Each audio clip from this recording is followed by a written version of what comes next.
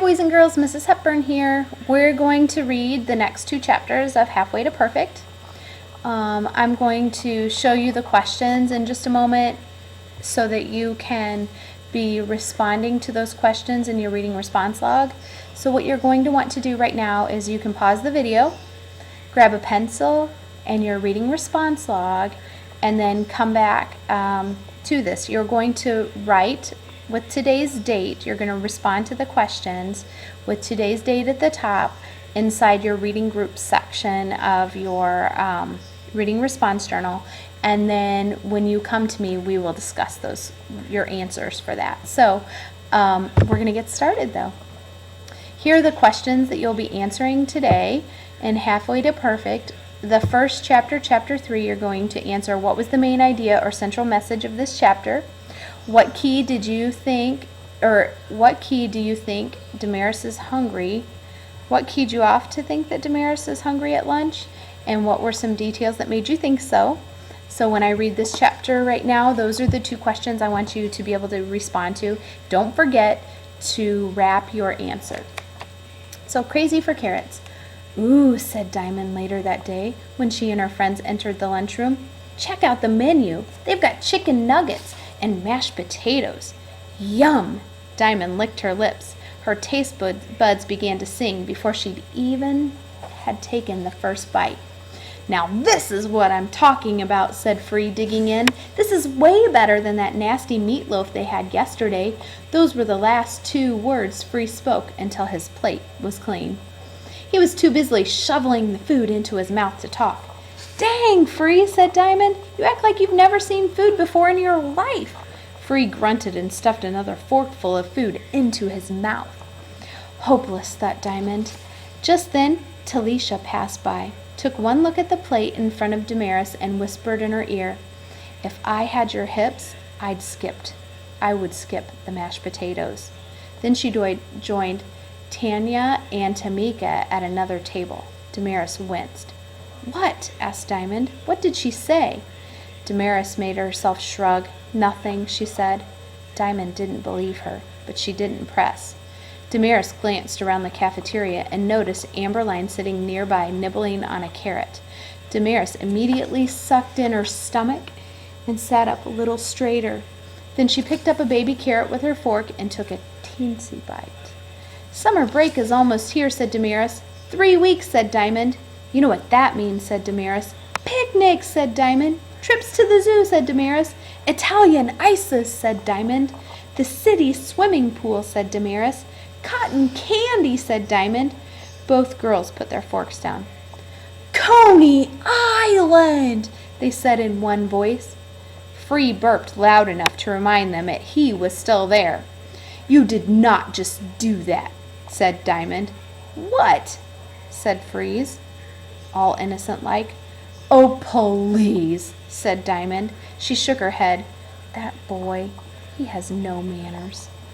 Diamond turned her attention back to her meal, stabbing her fork into one chicken nugget after another until they were all gone. She was scraping the last bit of potato off her plate when she noticed that Damaris' plate was still full. Why aren't you eating? Asked Diamond. What are you talking about? Asked Damaris. Didn't you see me make those carrots disappear? Yeah, but you hardly touched anything else, said Diamond. Well, said Damaris, I guess I'm just not that hungry. Okay, said Diamond, not sure whether or not she should believe her friend. Hey, if you're not eating those nuggets, can I have them? Asked Freeze. Come here, buddy. Gus. Here's my dog, Gus. Oh, there he went. We missed him. Sorry, guys. Damaris nodded, pushing her plate across the table. She finished off her carrots, and then the 3 friends headed out to the schoolyard until the bell rang.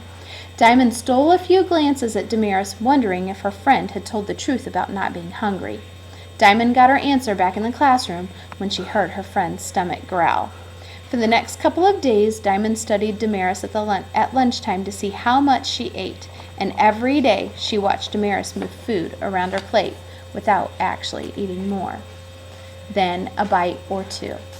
Diamond started to worry about her friend, especially when she noticed Damaris's blue jeans starting to sag. I know what you're doing, Diamond whispered to her one afternoon. You're dieting, aren't you? It was more of an accusation than a question. Damaris shrugged. So what? I knew it, said Diamond, but why? You wouldn't understand, said Damaris. You already look like a toothpick, but I need to lose weight. No, said Diamond, you don't. I already told you that you were fine just the way you are. Damaris shook her head. You're just saying that because you're my friend. No, I'm not, said Diamond. I mean, yeah, I'm your friend, but that's not why I said it. Look, I don't want to talk about this anymore, begged Damaris. Okay, said Diamond, but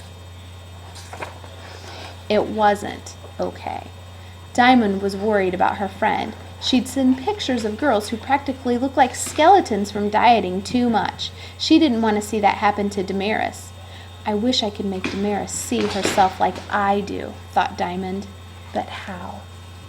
So that's chapter 3, guys, and I want you to respond to these to this question number 3. Please pause the video so that you can write your response. And I'm going to, when you're ready, then start with the next 2 questions for Coney Island Surprise. Did Free and Diamond did they choose healthy snacks? What could they have chosen? Would that have made Damaris feel better about herself? Why or why not? And what did Diamond do to make Damaris feel better? So, Coney Island Surprise.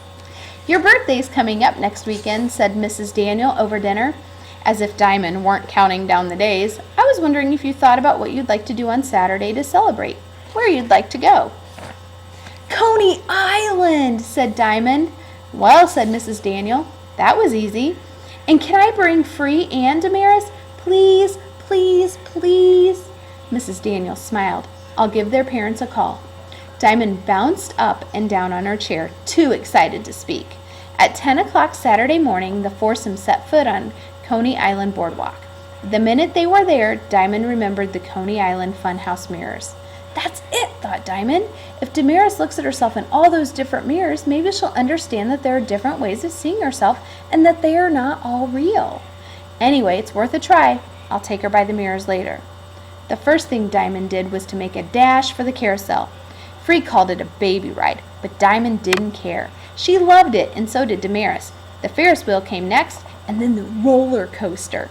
Free and Diamond braved that alone, leaving Damaris and Mrs. Daniel waving to them from the ground. All that riding in circles and screaming their lungs out on the roller coaster made everyone hungry. Diamond's mom told her she could have whatever she wanted. It is your birthday, said Mrs. Daniel. They all bought Nathan's hot dogs and washed them down with cola. Free ate ice cream for dessert, but Diamond chose cotton candy. Damaris skipped dessert altogether, choosing to sip some lemonade instead. I can have ice cream any old time, said Diamond, but cotton candy is special, like my birthday. Diamond enjoyed every mouthful of her sticky treat, especially the way it melted on her tongue. Yum, said Diamond. You don't know what you're missing. Oh yeah, well my ice cream is chocolatey, super yummy, good, said Free. Not as scrumptious as my melty pink cloud of deliciousness, said Diamond. She tore off a big piece of it and hummed as it disappeared on her tongue. Whatever, said Free. I'll bet I'll finish mine first. Suit yourself, said Diamond. I don't get cotton candy every day, so I'm taking my sweet time. Hey, that's good. Cotton candy, sweet time, very punny. Don't you mean funny? Said Diamond. As in, you think you're so funny? Ha ha ha, said Free between licks. Just forget it. Damaris laughed at them both, then sipped the last of her lemonade. When they were done eating, Free's attention turned to the beach. Last one to the water is a rotten egg, said Free. As if on cue, Diamond, Damaris, and Free started race walking to the steps that led down to the beach. At the bottom of the stairs, they shimmied out of the clothes covering their bathing suits and slipped off their sandals. The second their toes hit the sand, they took off, dodging beach umbrellas and picnic blankets, running toward the waves as they broke on the shore. Damaris splashed around for a few minutes, then climbed out of the water. Hey, said Diamond, splashing around in the cool water. I can't believe you're leaving already. I've had enough for now, said Damaris. Oh man, said Freeze. I could stay in here forever. Me too, said Diamond. She watched Damaris bend down to pick up the shells. She's getting way too thin, thought Diamond. I have to say something, but not with Free around. Maybe this would be a good time for those fun house mirrors. Diamond waded over to Damaris. "My skin's getting all wrinkly," she said. "I want to go back up on the boardwalk for a while. Want to come?" "Okay," said Damaris. "Hey," said Free, when he saw the girls were leaving the beach. "Where are you going?" "It's girl stuff," Diamond yelled. "We won't be long." Free shrugged and dove back into the waves. Mrs. Daniels stayed behind to watch him. Strolling on the boardwalk, Diamond took Damaris right to the Coney Island Museum. When Diamond saw the funhouse mirrors, she squealed. "Look at me! Look at me!" she said, posing and making faces in front of one of the mirrors. Damaris looked at her friend's reflection in the mirror and laughed. Diamond looked 10 feet tall and thin as paper. "Now look at me," said Diamond, jumping in front of the second mirror. This time Diamond looked really short and fat, like one of the munchkins in The Wizard of Oz. Damaris laughed at that reflection too. "Now it's your turn," said Diamond, nudging her friend to stand in front of the mirror. "Is that the real Damaris?" "No," said Damaris, giggling. Next, Diamond led her friend to stand in front of the second mirror. "Is this the real Damaris?" asked Diamond. "No, silly," said Damaris. Then Diamond locked arms with Damaris, walked her right over to the third mirror, which was regular. "That's the real Damaris," Diamond said in a soft voice. "Not super tall and super skinny, not extra short and fat. The real Damaris is somewhere in the middle. All you have to do to see her is look in the right mirror." Diamond was quiet for a moment, letting her words sink in. "Those kids at school," said Diamond, "you can't listen to them, Damaris. They're all looking in the wrong mirror, okay?" Damaris gave her friend an embarrassed smile, and Damaris nodded in silence. Then she gave Diamond a tight squeeze. So I want you to go back and think about, did Free and Diamond choose healthy snacks? What could they have chosen instead that would have been a healthy choice? So Coney Island is a lot like if you were going to a fair or going somewhere special that there's like all those amusement rides and the types of foods that they have at that. So think about what could you get that maybe would be a healthy choice. And would them making a healthy choice have made Damaris feel better about herself? What do you think? Yes or no? And what did Diamond do to make Damaris feel better? So I have a friend that I want you to see. Gus, come here. Come here, buddy. Come here. Come here. Come on. Come here. You have to see him. Here he is. He's been listening to the story with you guys right there. Oh, now he's kissing me. Gus, come here. Say hey to the kids. Come on, you can do it. There he is. That's my dog. He was rolling around as I was reading this story, so I just wanted you to see Gus. He'll be back on some of the videos that are coming up. So make sure you have this done, and I will meet with you later on. Great job, guys.